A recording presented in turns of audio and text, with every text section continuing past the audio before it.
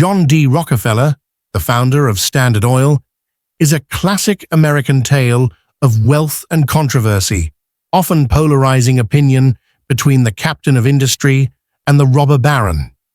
While his organizational genius and dedication to efficiency fundamentally shaped the modern petroleum industry, his methods for achieving near-total monopoly were so relentless and unethical that they led directly to the creation of U.S. antitrust law and the eventual dissolution of his empire.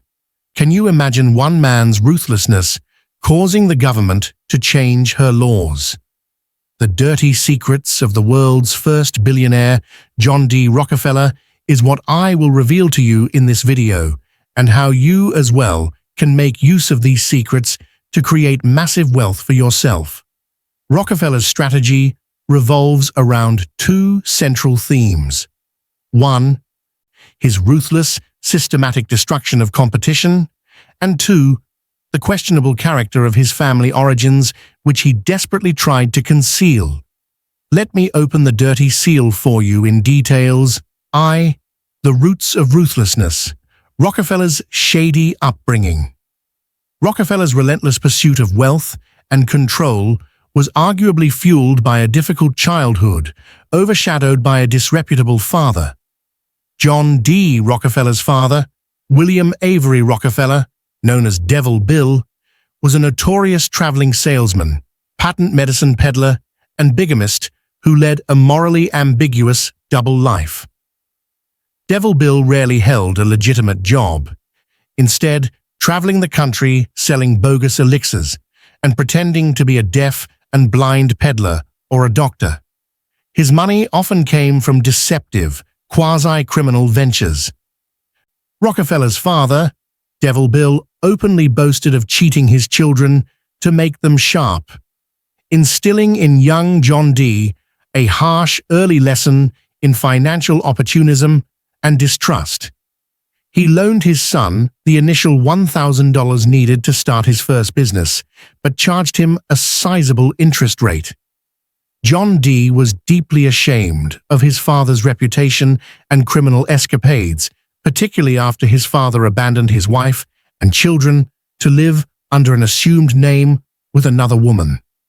This early exposure to the darker side of human nature and commerce likely contributed to Rockefeller's rigid, secretive, and calculating business persona, as he sought to achieve legitimacy and respectability through massive wealth. But there is more reason why Rockefeller became the father of dirty tricks to success.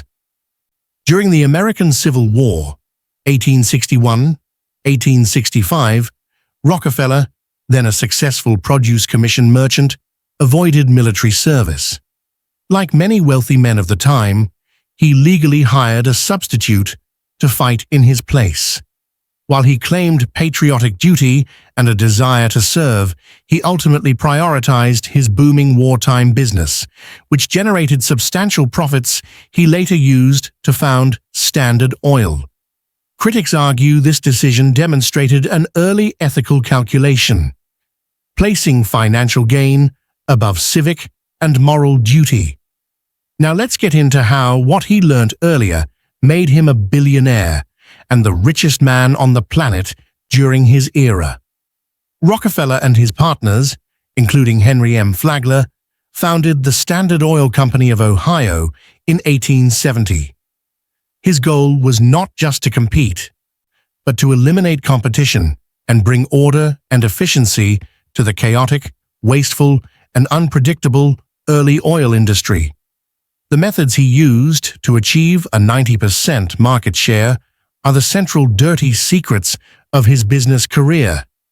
The most powerful, unethical, and legally challenged tool in Rockefeller's arsenal was his secret alliance with the railroads, which were the only means of transporting crude and refined oil over long distances. Standard Oil was the railroad's largest and most reliable customer. Rockefeller leveraged this massive volume to demand secret, preferential shipping rates, rebates, often receiving discounts of 50% or more off the published tariffs paid by his competitors.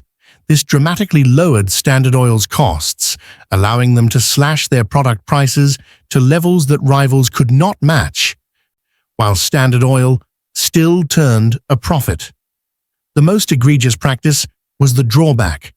Rockefeller not only received a rebate on his own shipments, but he also demanded and received a drawback, a portion of the freight charges paid by his competitors when they shipped their oil. This meant that every barrel shipped by a rival financially benefited Standard Oil, effectively funding the competition's destruction. These practices were widely condemned and eventually declared illegal by the Interstate Commerce Act of 1887, but not before they had established Standard Oil's dominance. He also mastered the predatory pricing rule and started the Cleveland Massacre. Rockefeller utilized ruthless pricing strategies, often operating at a temporary loss, to systematically bankrupt and acquire rivals. Rockefeller would target a competitor's market and cut Standard Oil's prices below cost. This was predatory pricing. Since Standard Oil had deep cash reserves and was often profitable in other regions, it could survive the temporary loss. The smaller independent refiner could not. The competitor was given a choice: sell out to Standard or perish. In the famous Cleveland Massacre of 1872, Rockefeller used the threat of an alliance, the South Improvement Company, and financial pressure to acquire 22 of his 26 Cleveland refining competitors in just 3 months, often paying low, bargain prices. Critics pointed to the contradiction that Rockefeller, a devout Baptist and churchgoer, was using such unscrupulous tactics to eliminate livelihoods, demonstrating a clear separation between his public piety and his private business ethics. Hopefully, you are learning 1 or 2 things to implement in your business. Let's continue with these eye-opening dirty secrets of billionaire Rockefeller. Rockefeller mastered the control of the supply chain. While vertical integration, controlling every step of production, is a standard business practice today, Rockefeller used it coercively to choke off competition.